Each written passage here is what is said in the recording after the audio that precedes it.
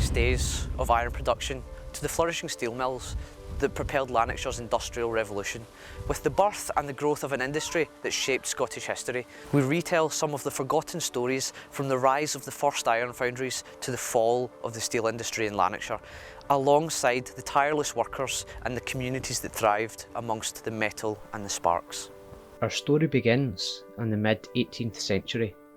At this time, Lanarkshire's most profitable industry was coal mining. However, the first spark in the major metalwork industry had struck when the Carron Ironworks near Falkirk began to use coal-fuelled iron smelters, in turn sowing the seeds for the mass production of metalwork. Despite the founding of the Carron Ironworks, Scotland's iron industry expanded slowly for the next decade. It was not until the 1780s, however, that other coal-fired ironworks were established in Scotland, with the opening of the Wilsontown and Omoa ironworks both being located in Lanarkshire. This sudden shift in metalwork caused issue, however, as there was no reliable way to transport the heavy metal across mainland Scotland, specifically between the Lanarkshire foundries and the Glasgow dry docks. That was until Mr. James Watt, a Glasgow-based engineer, started work digging the Monkland Canal. The waterway would run at its peak between Fasken and Port Dundas, to aid the movement in major industry materials such as coal, ore and slag piles. This area, known as the Monklands, was very rich in raw materials. It had coal seams near the surface, ironstone, and it had limestone as well as fireclay. So it was ideally placed for the iron industry. So particularly when the Monkland Canal was built between the 1770s and 1790s, making a direct connection between this area and Glasgow. The Monkland Canal was purely built to transport coal from this area to Glasgow and beyond. Unlike the Forth and Clyde Canal, which was actually built for seagoing boats, which could actually travel the whole length of the country, the Monkland Canal had a very specific purpose. It took a long time to build it. They did run out of money in the middle, but it was actually a profitable canal. And at this time, Glasgow, the late 18th century, is expanding very rapidly and has a great demand for coal. So the canal was ideally placed. Once it had been built, it then became a really useful piece of infrastructure, particularly when the railways come along as well in the 1830s. A few years later, in 1819, the iron industry was experiencing a gradual yet consistent growth, following its trend at its usual slow pace. Despite this, the small village ironworks of Calder Bank was set to make history, with the creation of the world's first iron-hulled boat known as the Vulcan, a replica of which can be seen behind me in the Summerlee Industrial Museum in Coatbridge. The Summerlee Industrial Museum stands upon the foundations of the previous Summerlee Iron and Steelworks, which still can be seen to this day visiting the museum. Only a stone's throw away, however, was the much larger Gartsherry Ironworks. Gartsherry Ironworks was the first purpose-built ironworks to take advantage of the hot blast process. It was built by William Baird and his sons in 1830, and they were actually from a farming background and made their money from coal mining, but then that gave them the revenues to develop the ironworks, and it would become the biggest ironworks in Scotland and one of the largest in the world. By 1840, the Gartsherry Ironworks had reached its maximum size, with an annual production reaching over 100,000 tonnes, making Gartsherry probably the world's largest ironworks by output. The other really key innovation was the hot blast process, which was patented by James Beaumont Nielsen in 1828. And his process dramatically increased the productivity of blast furnaces by putting hot air into the furnace instead of cold air.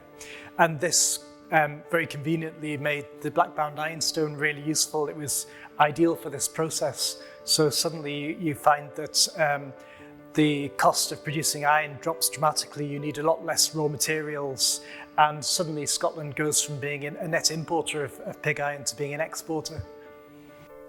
Soon after, many other ironworks followed suit, such as Langloan, Dundivan and Carron-Roe. So too did the earlier Calder ironworks, which lie only a few miles southeast of Coatbridge, such as the Chapel Hall and Calderbank ironworks. This trend continued on, which led to more jobs on offer, as each foundry grew in size to keep up with the demand. Coatbridge didn't really exist at all. Likewise, Motherwell, it was just a small selection of hamlets, really, until the iron industry and the railways come along. So really, the whole town here was built around the iron industry, and the very first sort of town planning in this area came from the iron masters and the coal masters building rows and squares of workers' housing, often 1 or 2 rooms for a whole family. Very simple housing, but these were the starts of our towns.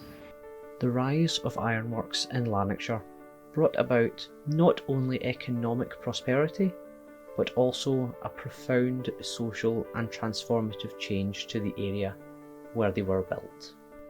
A clear example of these changes can be seen with the rise of the sprawling rows of miners' cottages appearing around each foundry outskirts.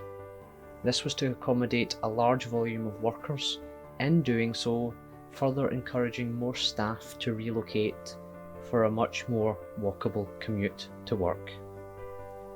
The increased production of goods dramatically decreased manufacturing costs, in turn allowing the workers to be paid more, furthermore aiding the migration of workmen and their families into the Lanarkshire area. However, at that time, working within metalworks could still be a very dangerous job. There have been hundreds of accidents involving foundries over the years, and the Calderbank Ironworks was no exception. Accidents were regular, particularly in the coal mines, but also in the iron industry. You have blast furnace explosions, people crushed by railway wagons, all sorts of accidents are recorded in the newspapers and other accounts. So it was a very harsh and dangerous existence. In the iron industry, really, things didn't change very much. You have some quite extraordinarily bad practices going on well into the 20th century. It's only really when you get trade unions pushing for change that you start to see real changes and a focus on health and safety. On the 15th of August, 1887, a major accident occurred involving a group of workmen who were hard at work repairing a rail viaduct linking 2 sections of the Calderbank foundry. This tragedy occurred when a gust of wind knocked a locomotive along with 5 of its workmen off balance. As such, the locomotive tumbled down to the valley floor 100 feet below. The next day, in a local newspaper, an article was published on the incident stating, "The jib of the crane gave a sudden sway to the side and its carriage immediately toppled over, dragging the wagon, in which were the workmen and the engine, falling a depth of 100 feet upon the embankment below." Even today, the crumbling remnants of the ironwork bridge still stand and serve as a reminder of the past, standing as a testament to the rich industrial heritage and the men that shaped the area. The metalworking industry in Scotland continued until the mid-1980s, when the government moved to privatise metalworking. As a direct result, all of the major steelworks in Lanarkshire were closed down, including the largest steelworks in the area, Ravenscraig and Gurtcosh. Despite the fact that the metalwork industry has long since declined, it still lies as a part of North Lanarkshire's cultural heritage, and as such should be remembered and celebrated as a part of our history.